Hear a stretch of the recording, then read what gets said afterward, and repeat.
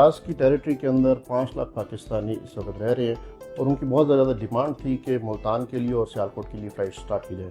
तो PIA ने national career होते हुए पहली फ़्लाइट 5 अगस्त से सियालकोट के लिए और 8 अगस्त से मुल्तान के लिए आगाज़ कर दिया और इंशाल्लाह हम अपने मुसाफिरों को और पाकिस्तानियों को बेहतर सर्विसेज प्रोवाइड करेंगे। सालाना 2 लाख के करीब पाकिस्तानी रियाज से पाकिस्तान के लिए सफ़र करते हैं।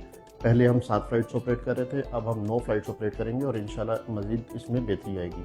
बाकी हमारा ये भी प्लान है कि हम इंशाल्लाह अक्टूबर से 14 फ़्लाइट्स ऑपरेट करेंगे पाकिस्तान के मुख्तलिफ शहरों के लिए और इस वक्त PIA वाहिद एयरलाइन है जो पाकिस्तान के 5 शहरों को रियाज के साथ कनेक्ट करती है।